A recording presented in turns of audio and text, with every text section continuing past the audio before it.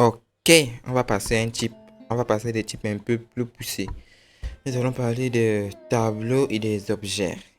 Déjà, comment faire pour initialiser ou bien pour définir un type tableau à une variable en TypeScript. Supposons que nous voulons par exemple créer, je sais pas, un tableau qui va contenir la liste des villes du Cameroun. C'est-à-dire un tableau de chaîne caractère qui aura comme valeur les noms des villes du Cameroun par exemple. Let, le nom de notre variable, nom, ville. OK? À la suite des deux points, on précise le type de la valeur des éléments du tableau. En l'occurrence, c'est un tableau de chaîne de caractères. Du coup, je mets un string. Et suivi le string, je précise, suivi le string, j'ajoute les accolades, vu qu'on veut créer un tableau. Et c'est tout ce qu'il faut faire. Là, nous avons défini une variable tableau qui s'appelle non-ville et qui va contenir des chaînes, qui va contenir des chaînes de caractères. On peut initialiser notre tableau. Non-ville égale à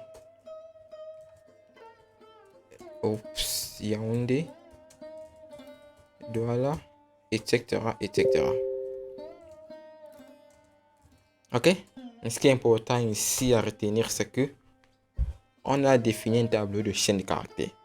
Ça veut dire que là, par exemple, lors de mon initialisation, je ne peux pas venir mettre une virgule et je dis par exemple 2.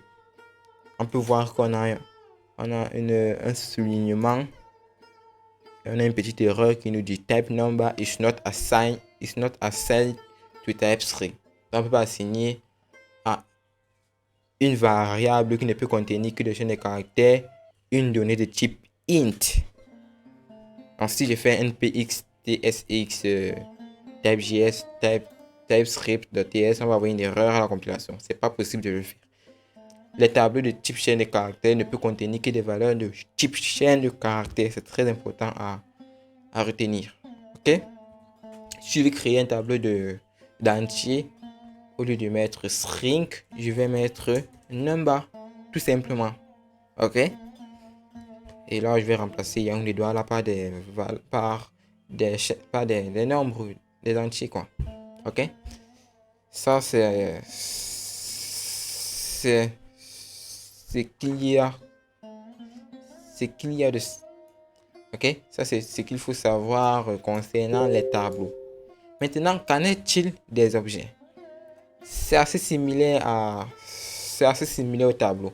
Pour définir une variable de type objet, déjà on va nommer notre variable. Supposons qu'on veut créer un objet qui va contenir les informations d'un utilisateur, c'est-à-dire son nom, son prénom, son numéro, etc.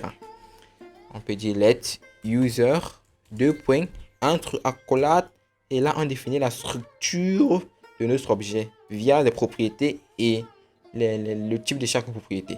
On veut créer un objet qui va contenir les informations de l'utilisateur. Du coup, on peut mettre name, deux points, string, que le nom c'est une chaîne de caractères, virgule, number, ou bien phone c'est mieux. Phone, deux points, number. Ok? Là, on vient de créer notre objet. Il faut maintenant l'initialiser. C'est très simple. De la même façon que j'ai fait avec les tableaux, je vais dire user égale, entre accolades, je définis les valeurs de chaque propriété. Bon, là, j'ai mon copilote qui est en train de tricher. Bon, je vais dire name, deux points, Scott, phone, deux points. Ok? Vous voyez, c'est assez simple. Et là, si je fais un console.log de user que j'exécute, npx tsx. Ok, on va voir ce qu'on a côté console.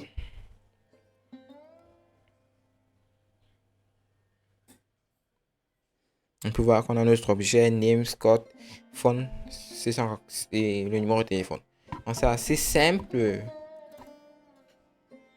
C'est assez simple la façon de définir et d'initialiser un objet. C'est assez simple. Donc, concernant les tableaux et les objets, c'est de ça que je voulais vous parler. Supposons maintenant que vous voulez par exemple créer un tableau qui va contenir des objets, c'est-à-dire un tableau d'objets. Comment faire? Comment faire? Voilà. Si vous voulez par exemple créer un tableau qui va contenir plusieurs objets d'utilisateurs, c'est-à-dire plusieurs objets avec les propriétés d'un utilisateur ou bien des utilisateurs, ce qu'il faut faire, c'est préciser après l'accolade le crochet.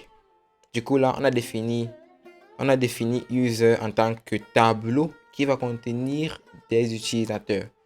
Et chaque objet de notre tableau aura deux propriétés, un name et un user et un numéro de téléphone.